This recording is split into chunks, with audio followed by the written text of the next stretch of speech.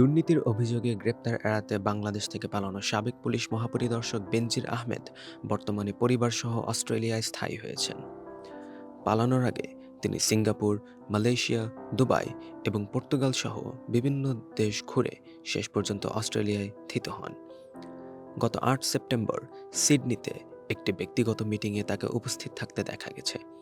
মিটিংয়ের একটি ছবি গণমাধ্যমে প্রকাশিত হয়েছে, যা নিয়ে জাতীয় দৈনিক কালের কণ্ঠ একটি প্রতিবেদন প্রকাশ করেছে।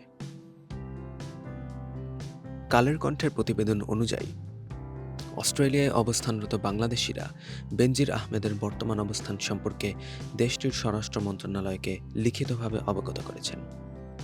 একই সময় দুর্নীতি দমন কমিশনের অনুসন্ধান টিম বেনজির আহমেদ এবং তার পরিবারের সদস্যদের নামে অবৈধ সম্পদ অর্জনের তথ্য প্রমাণ পেয়েছে।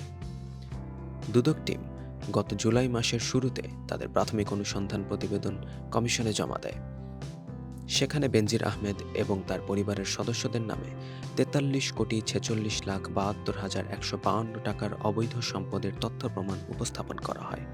প্রতিবেদন অনুযায়ী বেনজির আহমেদের নামে ৯,২৫,৭২,৫৬৫ টাকার অবৈধ সম্পদের প্রমাণ পাওয়া গেছে। তার স্ত্রী জিশান মির্জার নামে ২১,৩৪,৫০,০৪৩ টাকার অবৈধ সম্পদ পাওয়া গেছে।